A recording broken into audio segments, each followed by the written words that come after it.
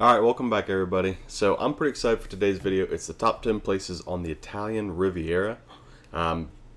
Judging off of the background that we have back here, judging off of the, what do you want to call it, the initial shot, it's going to be a lot of the coastal, like those weird rock formations and those amazing little towns and villages and small cities they put on the rock formations along the coast.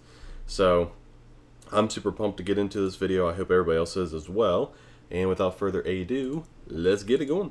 What's up, guys? Oh, and it's from Ryan Shirley. I spent the last few years exploring Italy's various regions, and I want to share with you my favorite places. So here's my Italian Riviera top 10.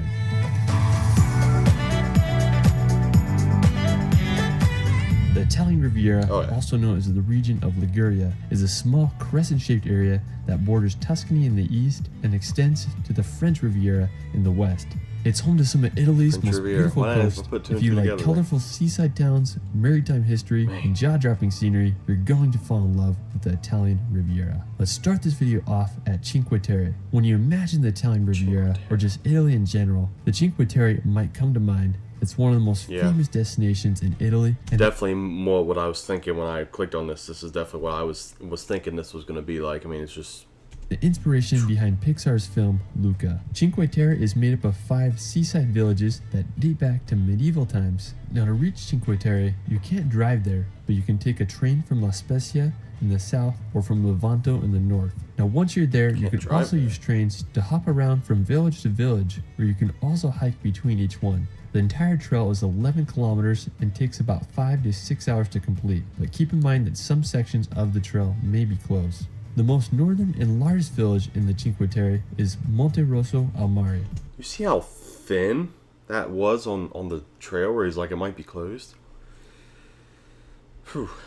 I'm not gonna lie, another thing that kind of holds me back from coming over and seeing some of these places is I'm not a big fan of deep water.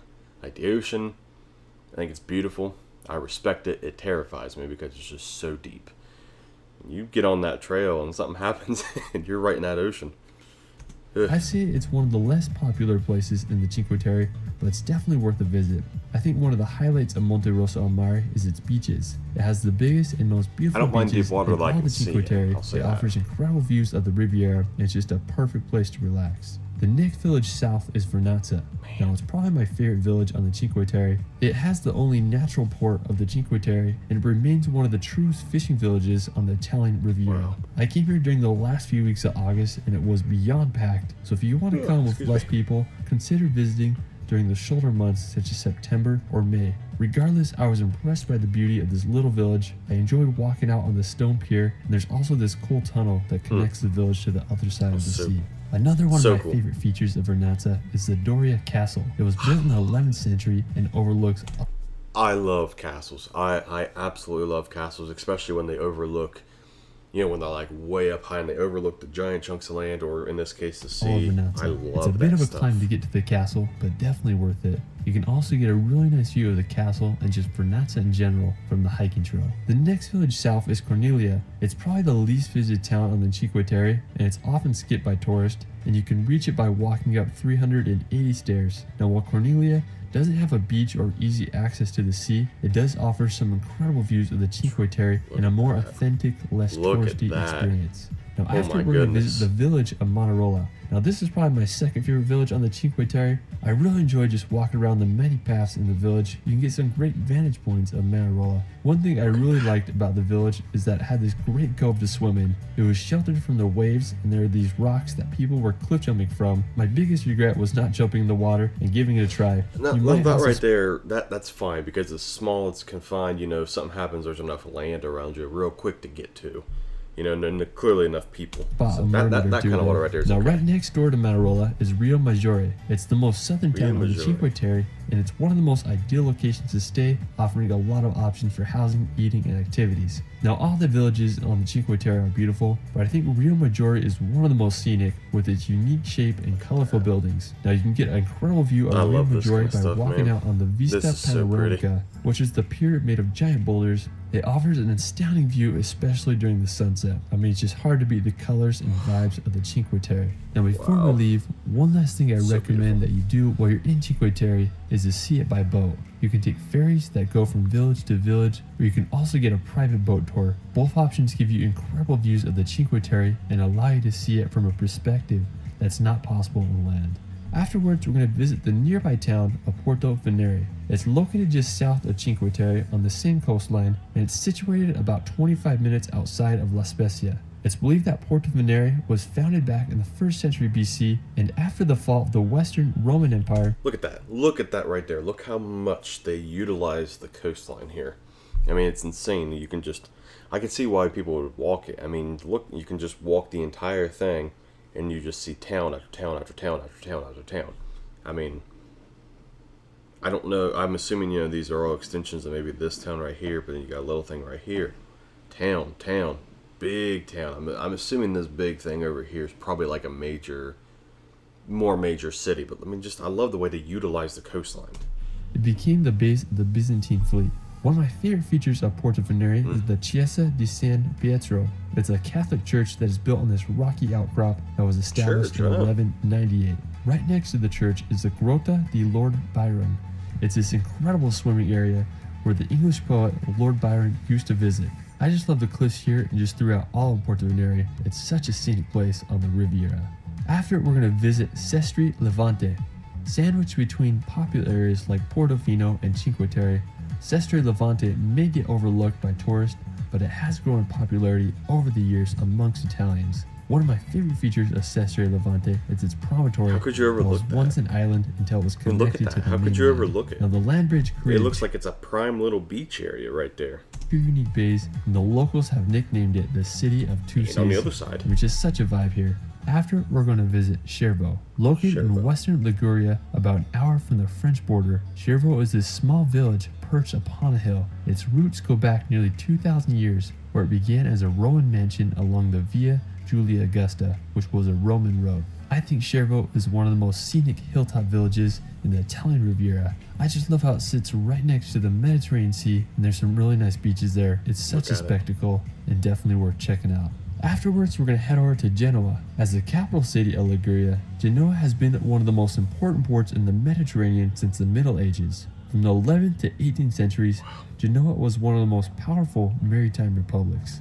The history of this capital is fascinating. It's where Christopher Columbus was born, and also where two of the world's earliest banks were founded during the 15th century. Today, Genoa is the 6th largest city in Italy and a popular cruise ship stop, and also just a great place to start your journey through Liguria. Now afterwards, we're going to visit the nearby Camogli. Now look at... Okay, so one thing I love about Italy, and he kind of mentioned it with maybe the last Genoa there. It's connected to like France and stuff, but I love the way that their towns, their buildings and everything look similar. It's like you just picked them up, put them over here in this little area, but it's so unique from the rest of what I've seen so far. Like, what I shouldn't say about Italy, what I love about Europe, it's like, they have this, they have this, they have this, they have this. You know kind of where you're at, but you also know that you're in just such a magical area and how they utilize land so well. I could be just talking out of my 30 minutes outside of rear end right here. Camogli is this small fishing village on the west side of the Portofino Peninsula. Now, one of my favorite features of Camogli is its beach. It has pebblestone sand and a really nice water when it's not stormy. I also love the backdrop it has of the church with its scenic clock tower. Such a nice little fishing town. After, we're going to visit Rapallo. It's located just on the other side of the Portofino Peninsula. Rapallo is this beautiful town right on the sea. It has a nice harbor, and one of my favorite features of the town is its castle that is situated right in the water. Now, what's great about Rapallo is that it's in an ideal location, and you can reach a majority of the popular places on the Riviera in less than an hour's drive. Now, for our final destination, we're going to visit the nearby Portofino. Located just 20 minutes from Rapallo, Portofino is one of the most idyllic towns on the Italian coast. It's renowned for its picturesque harbor and has been a retreat for royalty and... Look at that. A nice little coastline, stuff to do on the coastline, but just little houses and everything and buildings just perched up in hillside. That's just, I love that stuff, man. The 12th century. I love that stuff. I imagine the Italian Riviera, Portofino always comes to mind. I tried going here during the peak of summer, but I got turned back because there was no parking, so I definitely recommend coming during the less popular months or early in the morning. You can also reach Portofino by taking a ferry from the nearby towns such as Rapallo, Genoa, or Camoli. Now, one of my favorite features of Portofino is its lighthouse. It's about a 20 minutes hike to get there and offers some incredible views of the Ligurian Sea.